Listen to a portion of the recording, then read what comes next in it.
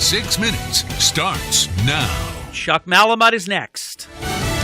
What's the state of our union? I'm Dave Anthony, Fox News. President Trump will tell us tonight. And it's a big speech, an important speech. We cover immigration, and for many years, they've been talking immigration. They never got anything done. He'll also talk up the economy, discuss trade and national security in his first State of the Union address. At least 11 Democrats plan to boycott. Others may wear black. Some celebrities held a rally last night. The People's State of the Union. Filmmaker Michael Moore said the president must be removed from office. That is, at this point, a moral imperative for each and every one of us. It's now up to President Trump if a memo House Republicans voted to make public alleging abuse of government surveillance is released. Congressman Jim Jordan. I think he'll go thumbs up. Let every journalist in the country see it. More importantly, let every American see this memo. Fox's Rachel Sutherland live in Washington. Dave, the 4-page memo reportedly makes the case the Obama administration got a warrant to spy on the Trump campaign, based at least in part on the unverified Fusion GPS dossier.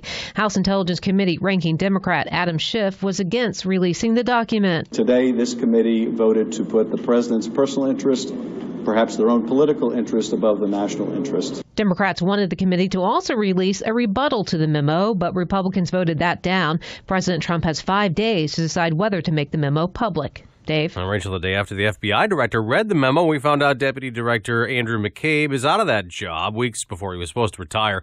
He'd been a frequent target of the president's for his handling of the Clinton email investigation. The White House had nothing to do with that decision, and that you have to refer your questions to, I guess, Mr. McCabe and the FBI. Counselor to the president, Kellyanne Conway, the Trump administration's decided not to put any more sanctions on Russia over the campaign meddling, but it did release a list of 210 Russian politicians and business leaders who flourished under President Putin. Putin calls that a hostile step by the U.S. Fox News, fair and balanced. All money managers may seem pretty much the same. But while some money managers may recommend high-commission investment products, Fisher Investments avoids them. Some money managers may have hidden and layered fees. Fisher Investments never does. And while some money managers are happy to earn commissions from you, whether you do well or not, Fisher Investments fees are structured so we do better when you do better. In other words, we're structured to be on your side.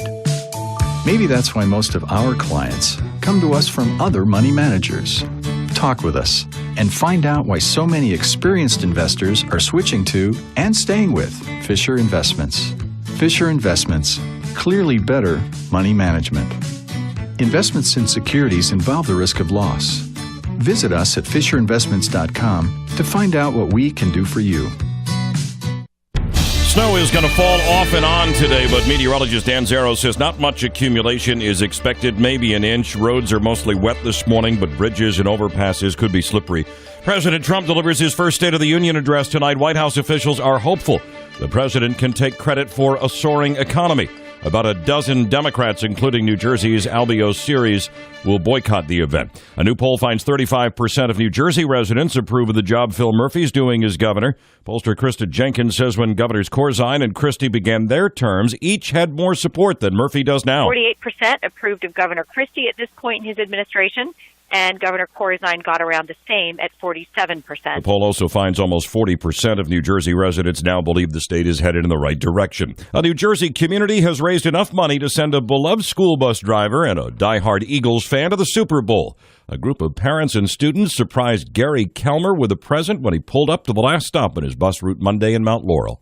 I'm Eric Scott. This is the Town Square News Network. Hey, it's meteorologist Dan Zaro. Did you have your house for sale last year and it didn't sell? Robert Dukansky of RE/MAX First Advantage helps people like you all the time. Jen and her family had their Wayne home listed with another agency for 6 months and could not get it sold. They thought it was because of their home's outdated condition, but Rob gave them marketing tips for selling quickly and for the most money. With 14 showings in 8 days, it sold for $15,000 over asking, and this was with making no changes or updates to the home itself. Rob guarantees to sell your home at a price and a deadline you agree to, or he'll buy it. And there's no risk to you because he'll let you out of the contract anytime. While other agents slow down their marketing during winter, Rob ramps his up to sell your home regardless of the time of year. So call the only agent I would call if I needed to sell my home, Rob Dukansky. Call today, 855-350-1015. That's 855-350-1015, or online at robsellsnj.com, and start packing. This morning's high tide cycle along the Jersey Shore expected to be a bit on the high side. An extra foot to a foot and a half of water may cause minor flooding and even icy conditions. Meanwhile, we've got some wintry weather on the way today. Light to moderate snow throughout this afternoon into this evening. An inch or two of accumulation is expected, mainly on non-asphalt surfaces. Roads should fare pretty well today. It'll be breezy with highs only in the mid-30s. Snowfall tapers this evening, lows around 20. Quiet but chilly tomorrow, mid-30s with some good sunshine. I'm meteorologist Dan Zero. From Harry Hurley Way in the world's playground to the broadcast pioneers of Philadelphia Hall of Fame. I want to congratulate my friend, Harry Hurley. You're about to find out why Harry Hurley has been named to the Talkers Magazine list of the 100 most important talk show hosts in the nation. Live from the studios of Town Square Media in Northfield, it's Hurley in the Morning on WPG Talk Radio 104.1. Chuck's program has not even officially begun yet, and he's already making fun of me. I'll tell you. They say you only make fun of the ones you love, though, so I'll have to find a silver lining in his harassment of me. Ladies and gentlemen, Chuck Malamut is here. We are in our 27th year. He's stuck with me as our official financial advisor for the Hurley in the Morning program. Chuck is the managing director, the leader of his team, the Malamut Group at Morgan Stanley's Northfield, New Jersey office for all of your financial planning needs. Turn to Chuck and his wonderful staff. 609-383-2010, 609-383-2010. The following program is sponsored by and presented by Chuck Malamut, a financial advisor at Morgan Stanley. The information, views, and opinions expressed on this broadcast are those of Chuck, do not necessarily reflect those of Morgan Stanley or its affiliates. They are current as of the date of this broadcast and are subject to change without notice. Neither the information provided nor any opinion expressed herein constitutes a solicitation for the purchase or sale of any security. This presentation is for informational purposes only. Morgan Stanley, Smith Barney, member SIPC.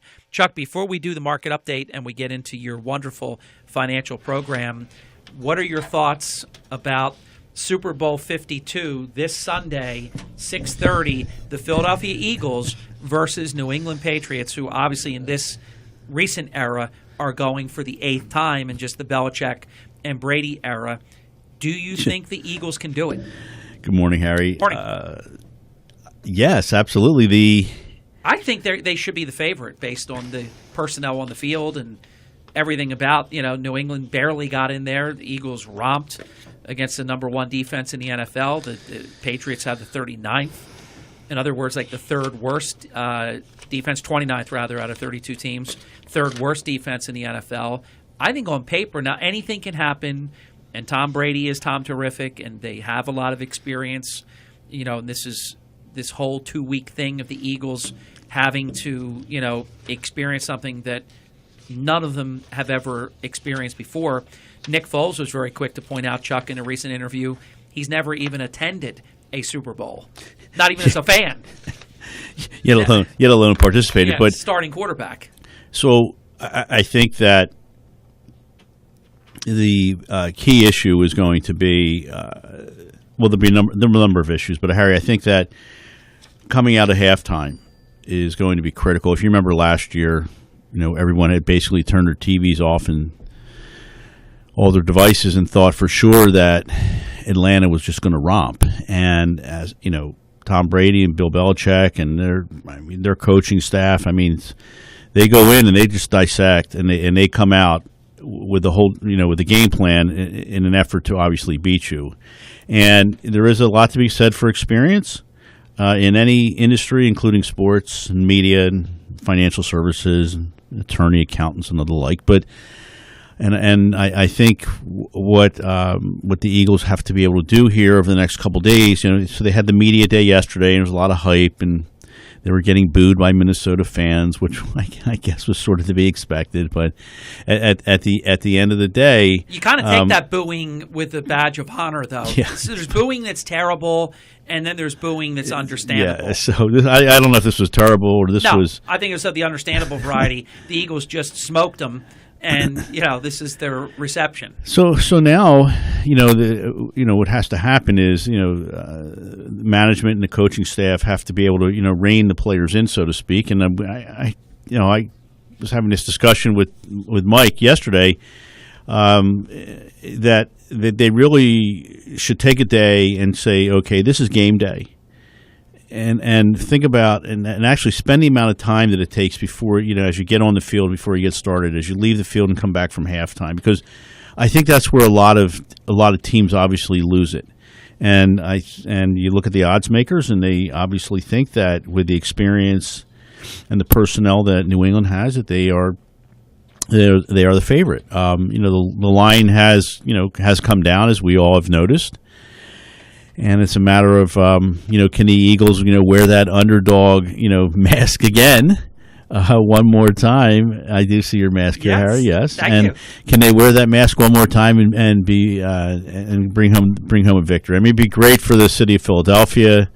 What I think they need to do, Chuck, they need to just not get caught up in the show, because everything is different. That extra week, then all the mandatory things you have to do during Super Bowl week, carnival atmosphere. It's all different than what you're used to.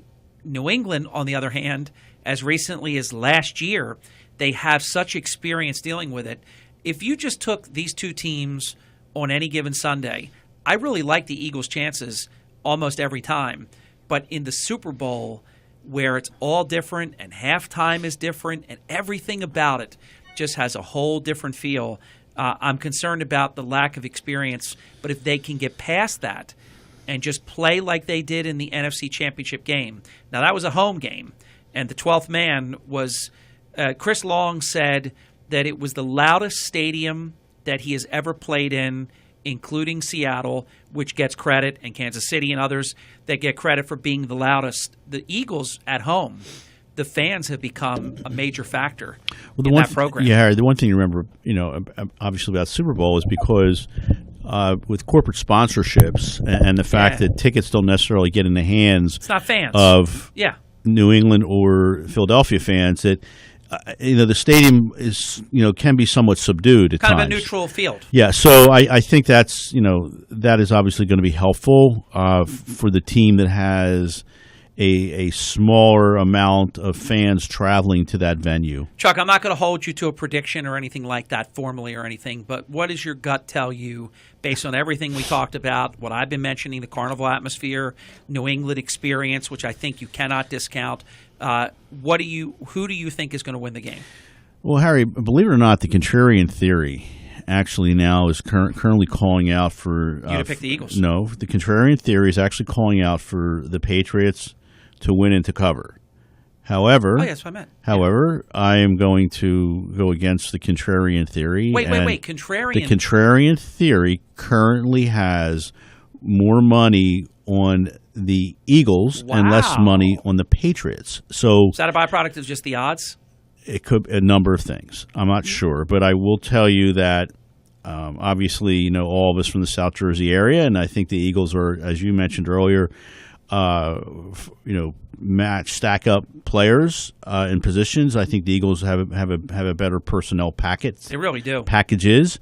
Mm-hmm. Obviously the quarterback is different. The tight end is different, but I'm hoping for an entertaining, well played game that obviously ends up in the favor of favorite of the Eagles at the very, very end. So that's my prediction. Me too. I want them to get it. I mean, this group has like 7 of them, or 5 out of 7. They've won 5. I'd love to see the Eagles because they often get put down with all their success, and they've been to multiple NFC championship games. They've won a few of them. They've lost some.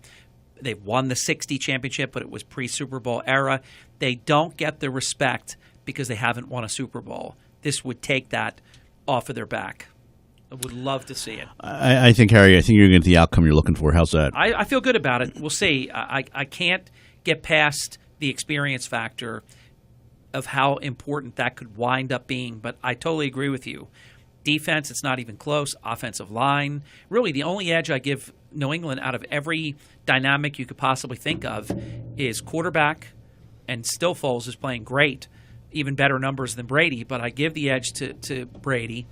Belichick, and although I say Peterson has been terrific in his game calling has been great, and we're giving the starting tight end Gronkowski the edge. Other than that, is he out of concussion protocol? He's not out of concussion protocol, but I believe he will play. I also made a prediction that before halftime, the Eagles are going to knock him out of the game because I don't think if he gets – I don't mean that in a dirty way. I'm saying that if you barely get cleared after – because he wouldn't have been cleared, I don't believe, if this game had been last Sunday. And if you're still in concussion protocol into the second week, you really can't take another big hit, in my opinion. And I think he's going to have to take some hits on Sunday. We're going to go to the first break. When we come back, Chuck will share the market update. And if Chuck wants to stay a little bit overtime, we've intentionally not scheduled anything after Chuck because I wanted to talk to him a few minutes about the Eagles. We'll get into your financial matters with Chuck Malamut next. Mike Merlino shared something with me that I want to share with everyone. And if we could all honor the passing of a great American, U.S. Army and World War II veteran and Purple Heart recipient, John Palmentieri, passed away this morning. We honor him here on our program.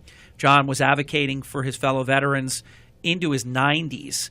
John was instrumental in having Boston Avenue in Atlantic City named Purple Heart Way. And Boston Avenue is literally it's almost like a half a street, one street away from Harry Hurley Way.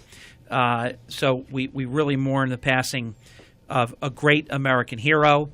And Michael Merlino, thank you for sharing that with all of us so we could share it with our listeners. We'll be back with Chuck Malamut in 3 minutes. And a reminder for all of your financial planning needs, turn to Chuck and his Malamut Group at Morgan Stanley's Northfield, New Jersey office for all of your financial planning needs.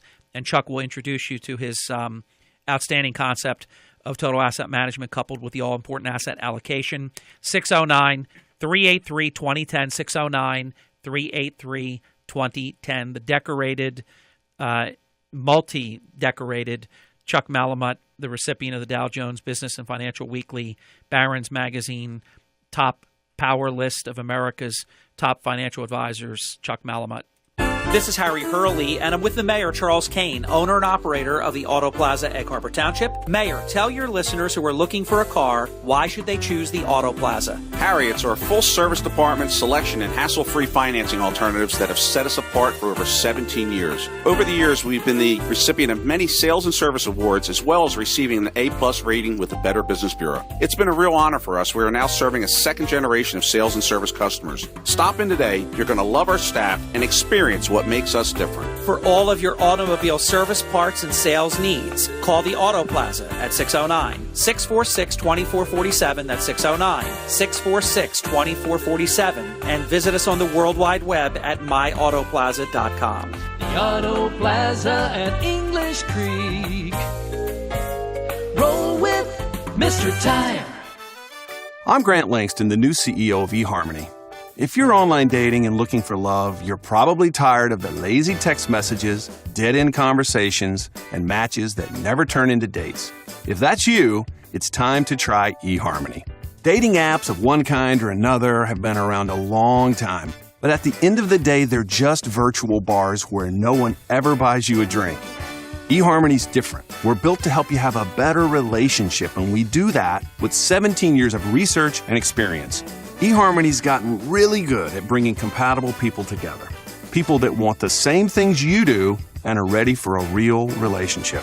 Hey, it can be fun to play around with online dating apps, but when you're ready to fall in love with someone and have a meaningful relationship, there's one app that's built to bring you real love, eHarmony. Go to eHarmony.com today and get a month free when you buy a 3-month plan. Use code DATE. eHarmony.com, use code DATE. Your credit card companies love you. They love it when your cards stay maxed out. They love it when you only make minimum payments. They love it when you struggle. Why? Because they own you. And minimum payments mean maximum profits. Here's great news. National Debt Relief is now offering you free information on how to escape your credit card debt nightmare. If you owe more than $10,000 in credit card debt and only barely making minimum payments, know this. You may not have to pay it all back. In fact, you may have the right to settle that debt for only a fraction of what you owe. National Debt Relief has helped thousands of people get rid of over $500 million of debt, and they're A+ rated by the Better Business Bureau. Get the information you need for free right now before this offer goes away. Call National Debt Relief now and escape your credit card debt troubles. 800-910-4005. 800-910-4005. 800-910-4005.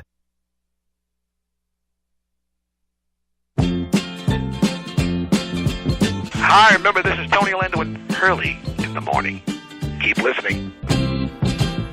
We'll tie a yellow ribbon around the old oak tree.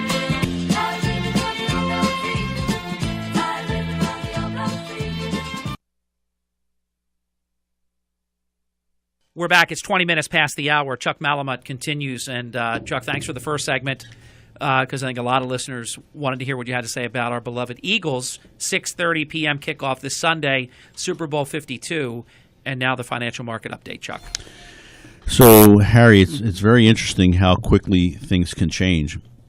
If you remember last week, the S&P, the Dow, the NASDAQ were all up again. The S&P was up 2.2%. 9 weeks out of 10, that prices ended up increasing. All sectors advanced. Healthcare, telecommunications, consumer discretionary were the standouts amongst the crowd.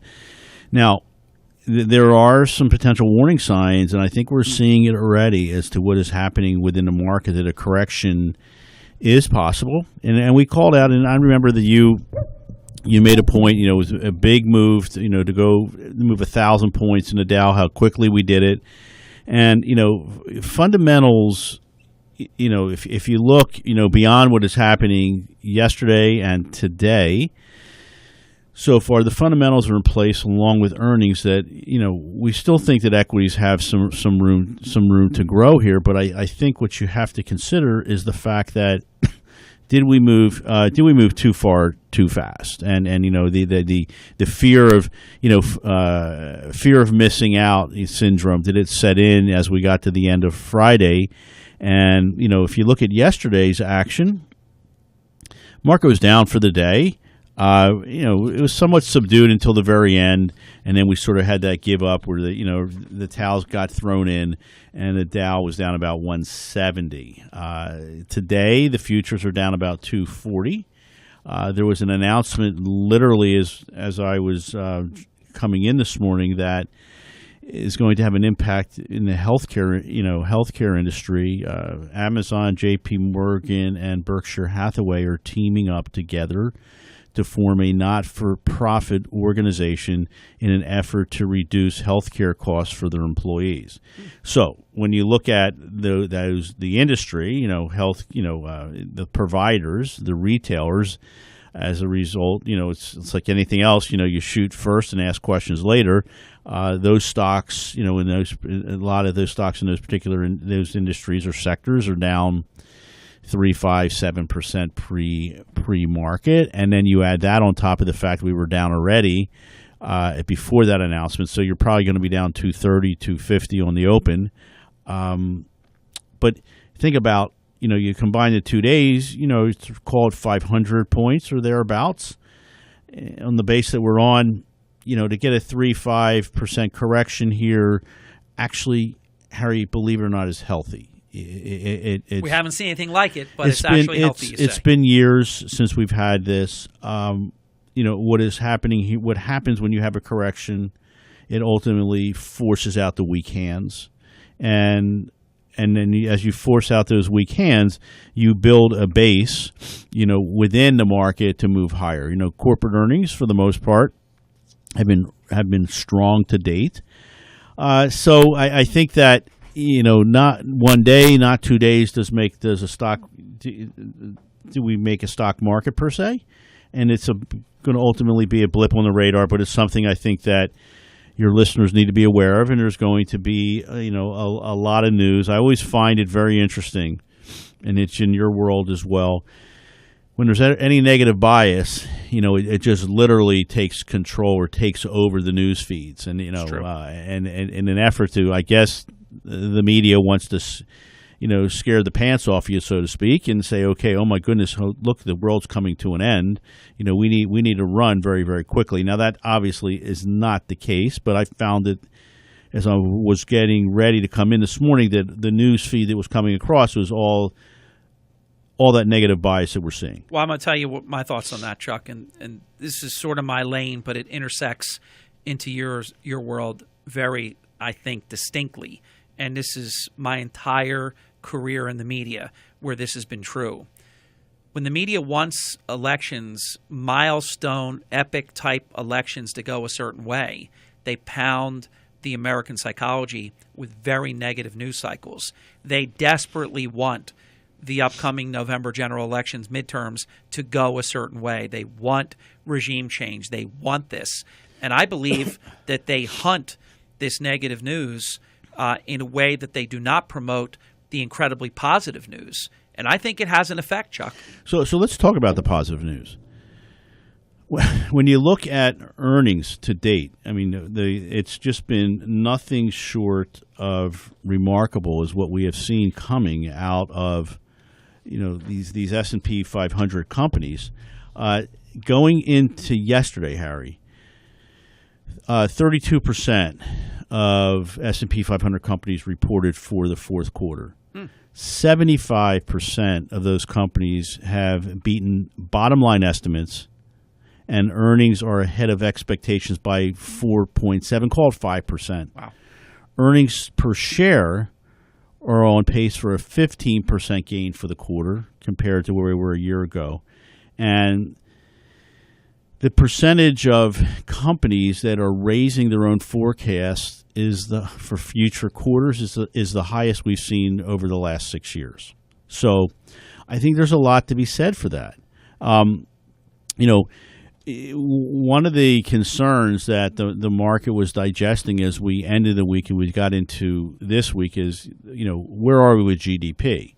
While fourth quarter GDP was a little disappointing, it came in, it was up, 2.6% for the quarter.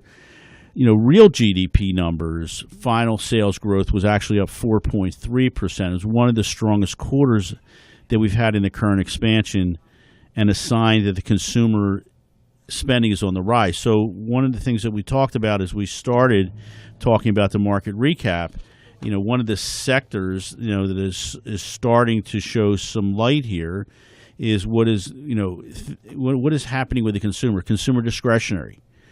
Last week, that sector outperformed. So, it's what we always talk about, what are the three-legged stool. And for the longest time, the consumer, was sort of out there, but really not participating. And now it looks as if with everything that's happening, with the tax cuts, with the bonuses, wage growth, which ultimately could be somewhat of a negative sign with respect to rising inflation, that is all positive for the consumer. I think what spooked the markets here over the last couple of days is what's happening with interest rates.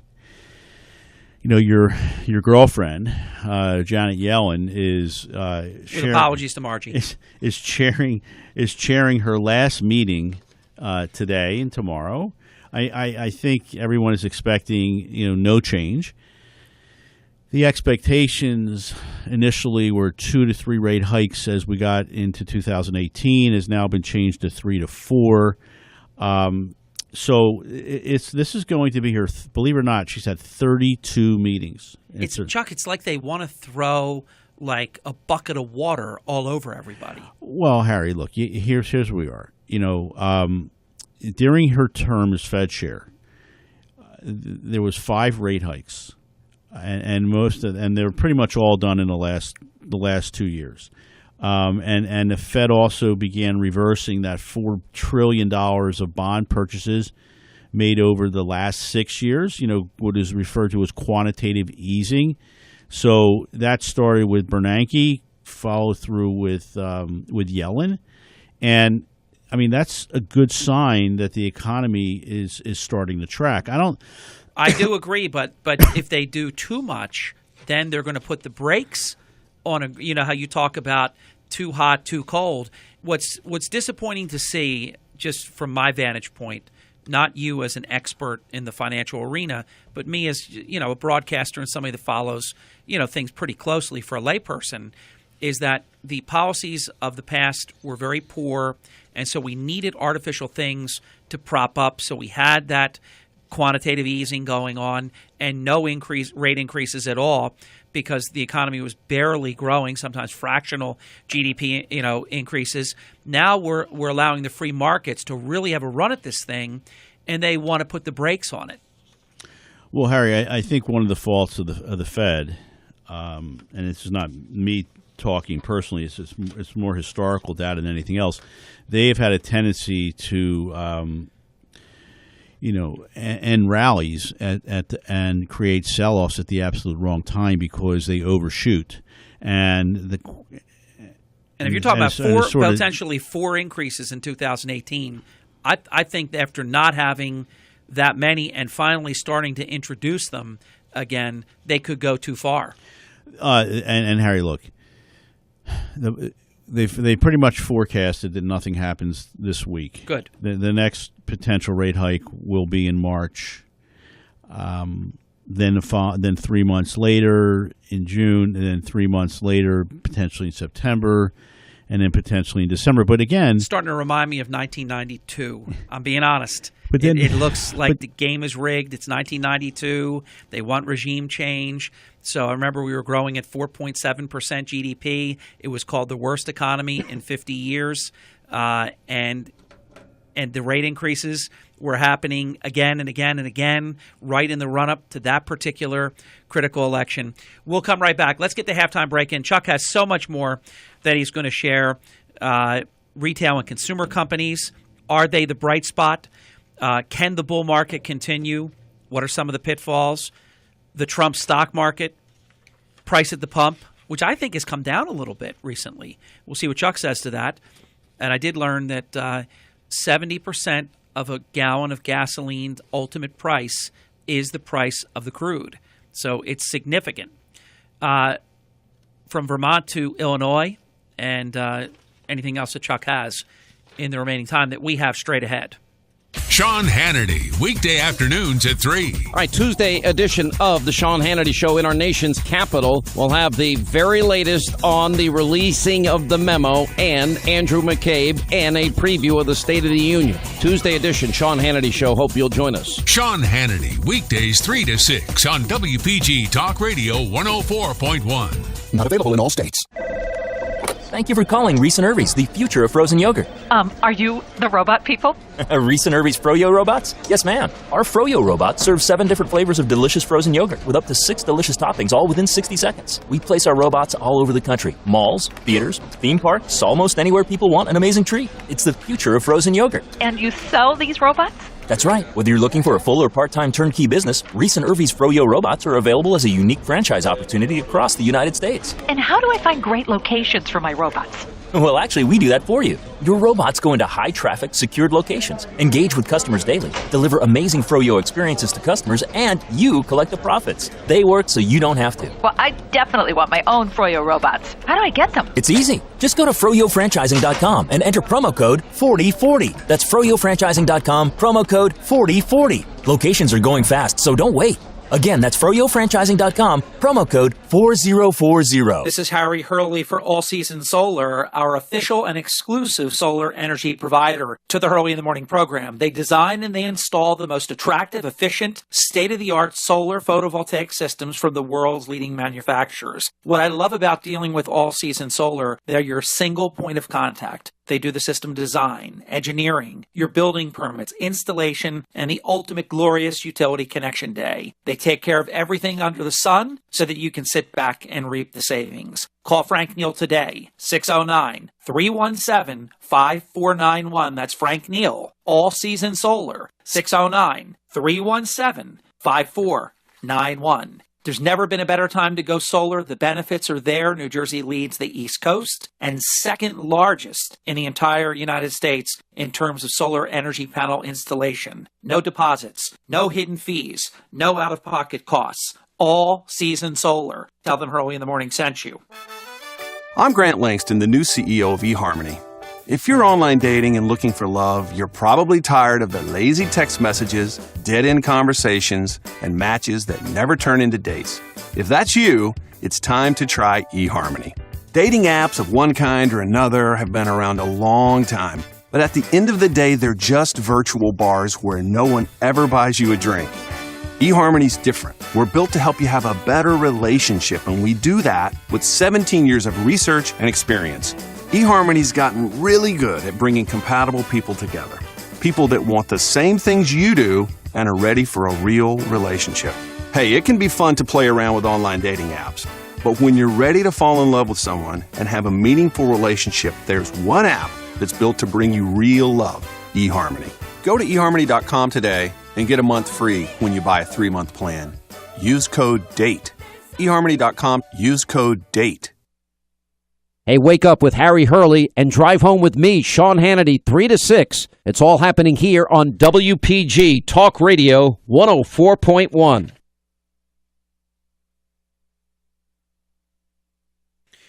We are back. It is Chuck Malamut and all about your financial matters. And Chuck, I teased a laundry list of items that you're going to be covering. Retail and consumer companies. All right, so we kind of did chat about that right before the break. Is consumer discretionary? Yeah. Are they the bright spot? They're starting to work. I mean, it's been, you think about it, it's been a long slog for them, Harry, and as a result, we're starting to see some movement in a positive way. With respect to those particular sectors, as they're oftentimes referred to, and that gets back again to the consumer. The consumer looks to be somewhat of a bright spot here compared to where they were. Even as most recently as 6 months ago. REITs, utilities. As interest rates move higher, they typically lag the market, and that's what we've seen over the last couple weeks. Technology, bank stocks oftentimes outperform like they did much of 2017. But right now, retail and consumer companies are leading the way this year, mostly on expectations of improving consumption levels, due to tax reform. So it all goes, oftentimes reverts back, to tax reform. And Chuck, in terms of this bull market, I know you talked about that a bit as well in your opening comments about the market update, but does that look like it will continue? What are the upside, downsides? What could go wrong? Yeah, so here's what could go wrong. And we kind of, we're seeing it right now. The 10-year is now trading at a 2.7. Made a very violent move on the way up in the last week or so. The expectation is that the psychological number here is 3%.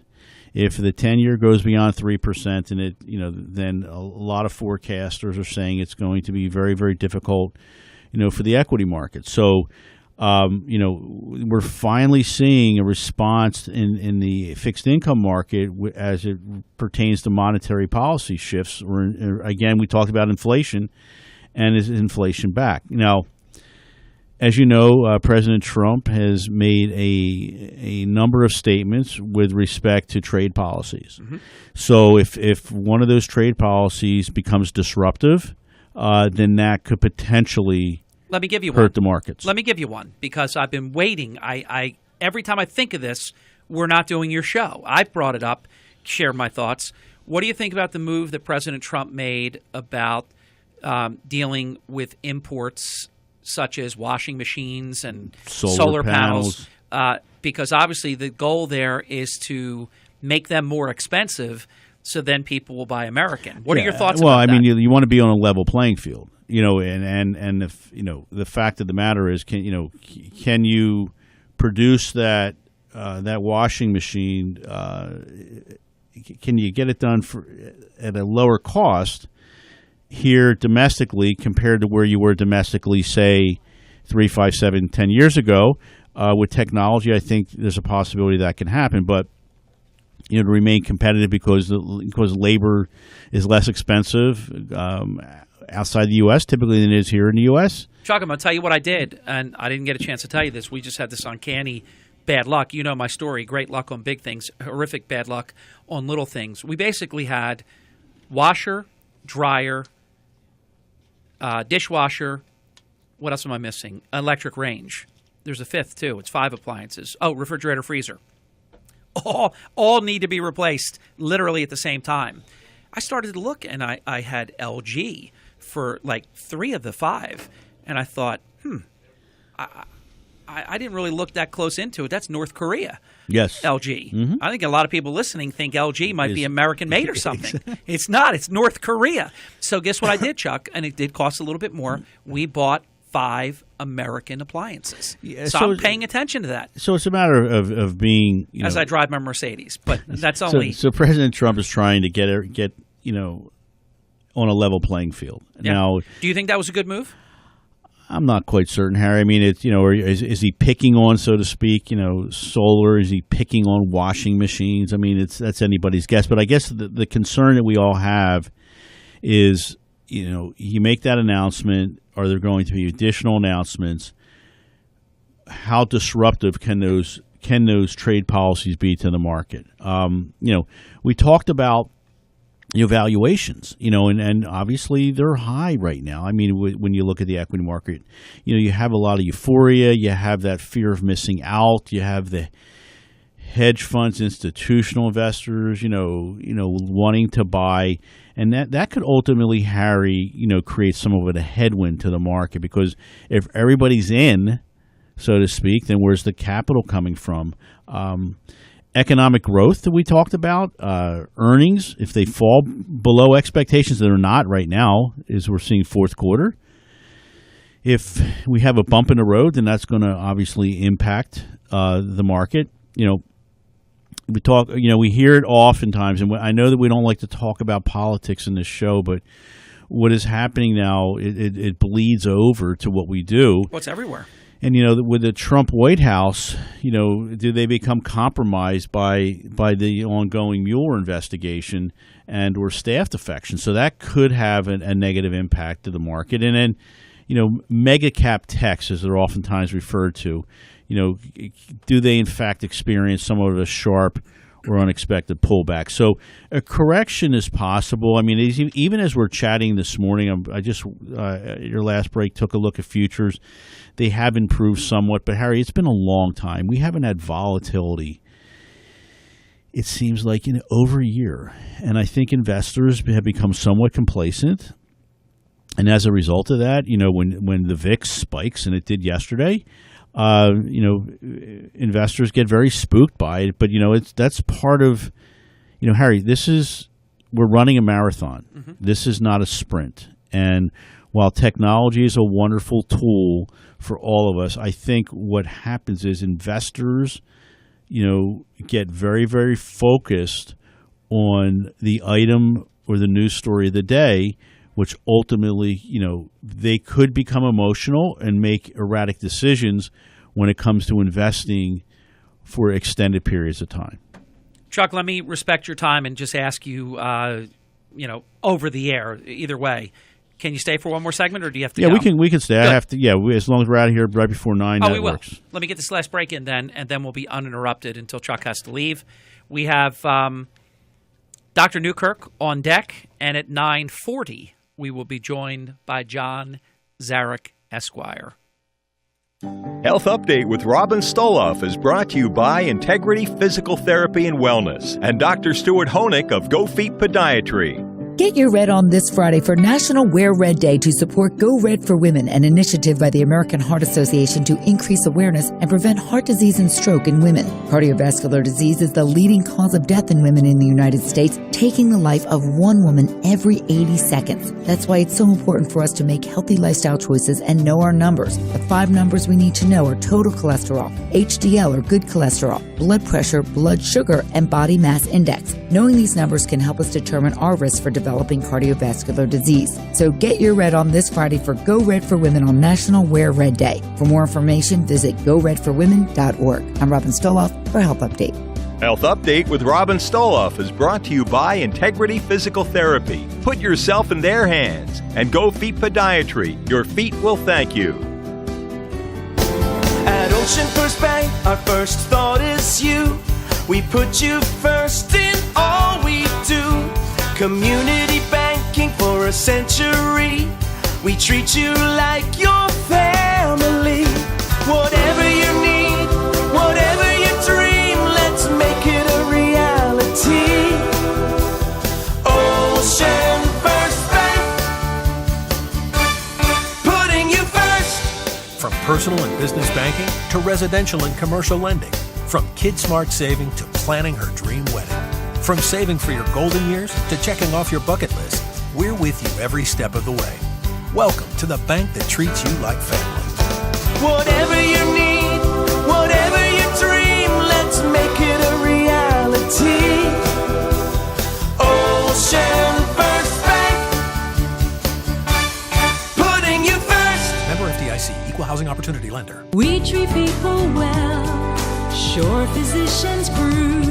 Shore Physicians Group is proud to include rheumatology among its medical specialties, allowing you to seek diagnosis and treatment for arthritis and other disease that can affect your joints, muscles, and bones. Shore Physicians Group rheumatologists Dr. Linda Brecker and Anna Serlusu are board certified in internal medicine and rheumatology. Together, these expert practitioners bring fellowship training and a highly personalized approach to the people they care for. Shore Physicians Group is accepting new patients at its Summers Point and Marmore offices. Most insurance plans are accepted. For a rheumatology appointment, call 609-365-6200 or visit shorephysiciansgroup.com. That's 609-365-6200 or shorephysiciansgroup.com. Shore Physicians Group, treating people well.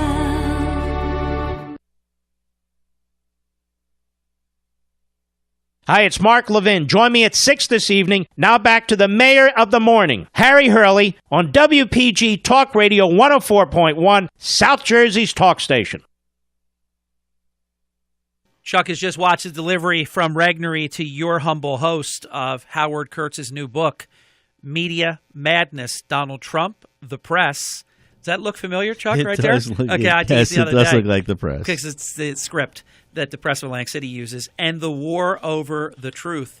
Howard Kurtz will be our guest in a Hurley in the Morning exclusive, about, I think, 13 days from now. Can't wait. It's going to be great. We have him for 15 minutes.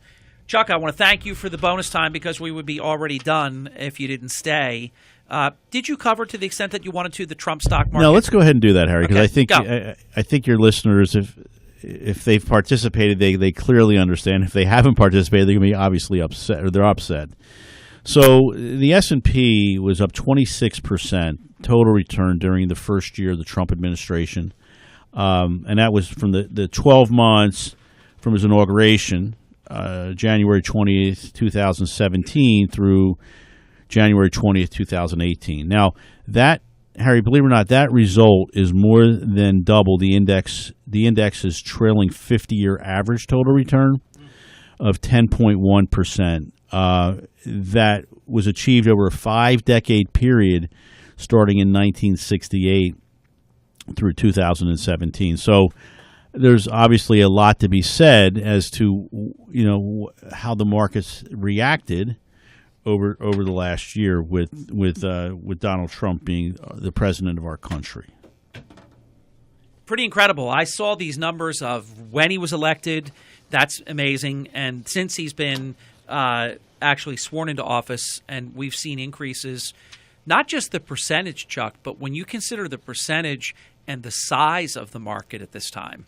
If you're talking about a 3,000-point Dow, and you say a certain percentage, but we're talking about 30-some percent, 40-some percent if you count from November 7th, but 30-some percent in the past year off of an enormous number.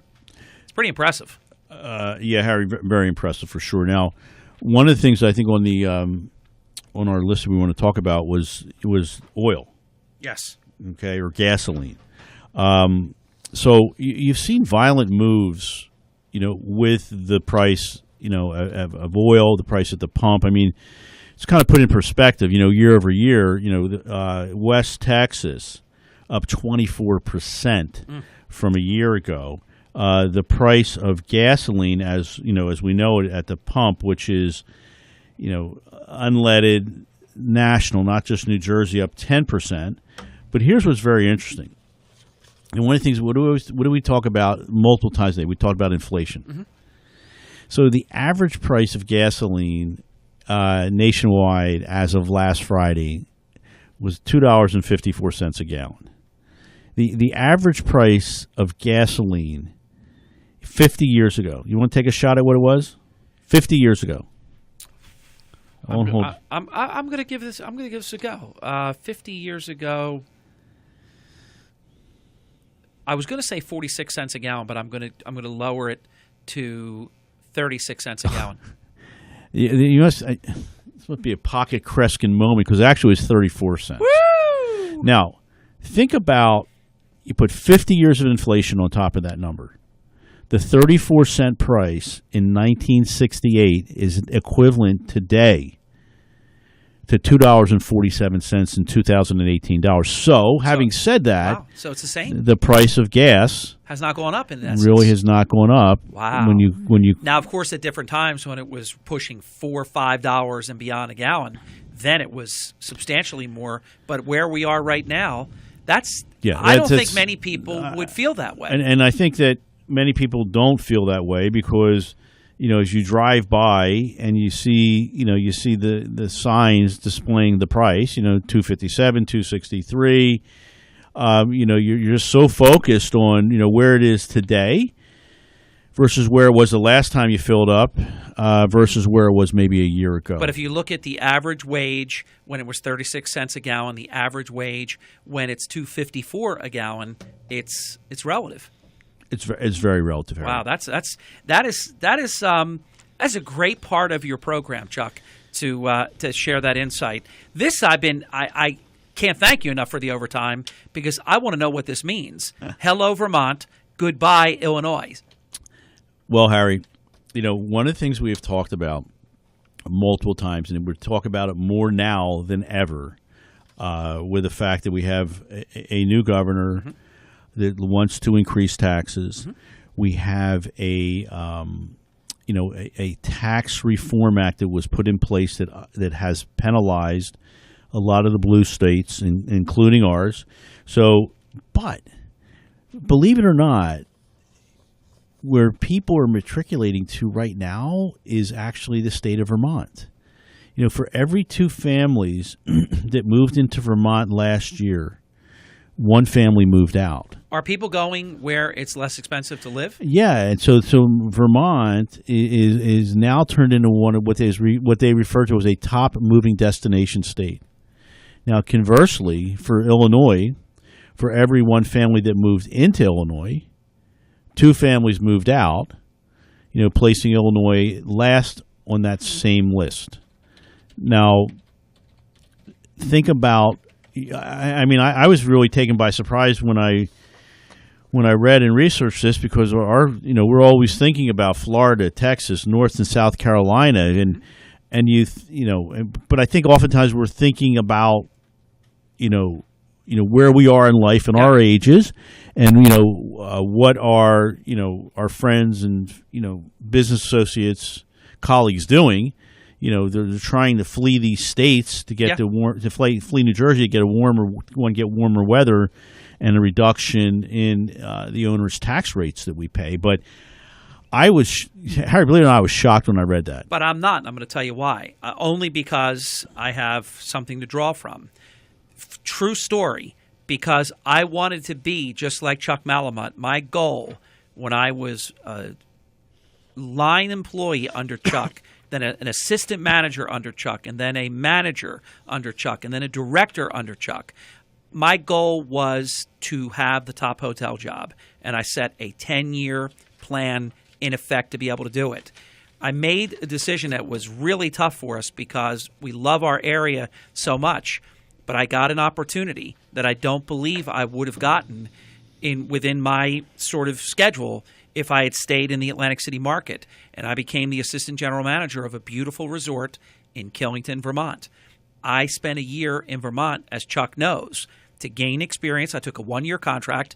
I came home. Then I got a wonderful position at resorts, running half the hotel. And then about a year later, the dream job when I was a hotelier, the top hotel job at Trump Castle Casino Resort by the Bay. My stop, Chuck, in Vermont, as you know, because you were part of my circle of trust when I was explaining my thought process of leaving, I'm going to take this year, I'm going to go, I'm going to leave, and then I'm going to come back. And because you get, I think, sort of pigeonholed into where you are. It's tough to have that breakthrough moment without the experience on your resume. So, Chuck, I go to Vermont. I don't have Kirk Conover or Nancy anymore, so I have to go into this only place I could find in Rutlandtown, Vermont, which is where we lived for the year, and it was a State Farm office, and they told me my auto insurance rates. I wrote a check, and the person stared at the check and said, "We don't have anybody do this. You just paid for the whole year." I said, "The whole year?" I said, "I thought that was my first quarter payment." So, Chuck, even then, it's as it is now. There are places where you can go, South Carolina to some extent, Florida, Georgia, where you can take what we do here and make it go so much further in other states. I lived that. I think where I was stunned when I read this, Harry, is the fact that, obviously the element of the weather.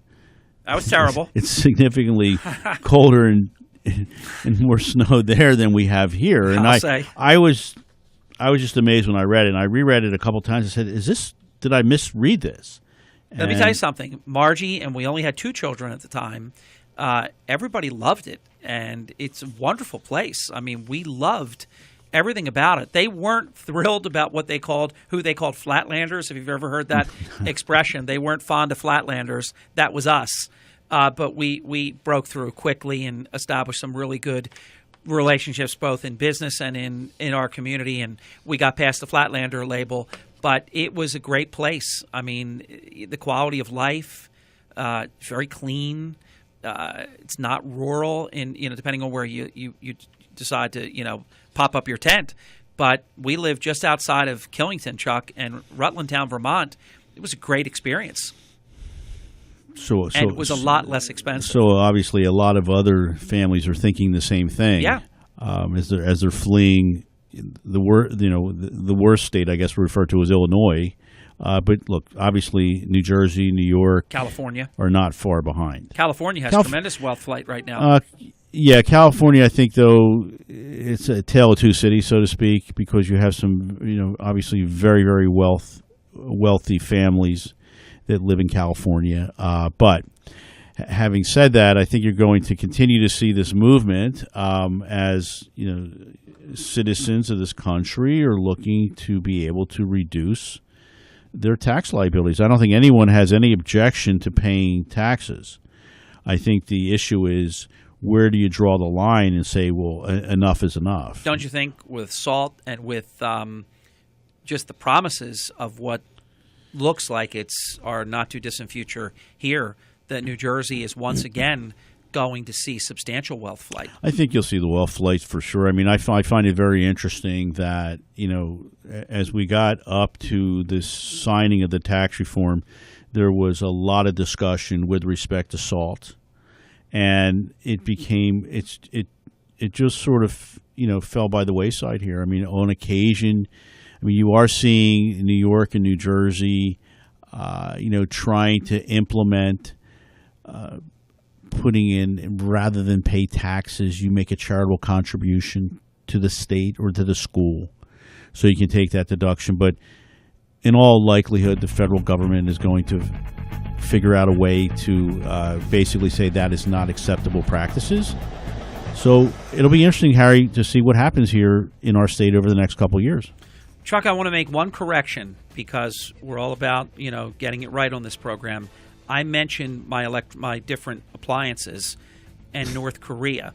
Kirk Conover pointed out to me about 15 minutes ago, or maybe even longer ago, that LG is made in South Korea. That's a great correction. Not Thank in you, North Kirk. Korea. But I will say, Chuck, you have your glasses on. That's one of my LG appliances. What does the bottom line say on that? It says made in Korea. Made in Korea. So it doesn't say North or South. For some reason, I applied North Korea to that. It only says made in Korea. What does that mean? Does South Korea just say made in Korea? I mean, I would think it would say made in South Korea. I think from a marketing perspective, I'd want to put the word South in there. Yeah, well, you would think maybe in America they might want to. WPGG Atlantic City, WENJ 97.3 HD3 Millville. Everything you need to know in 6 minutes starts now. Thank you, Chuck. Dr. Newkirk in 5 minutes. John Zarek thereafter. Say it shines a light on the culture of justice in the FBI. I'm Dave Anthony, Fox News. This is animus against President Trump.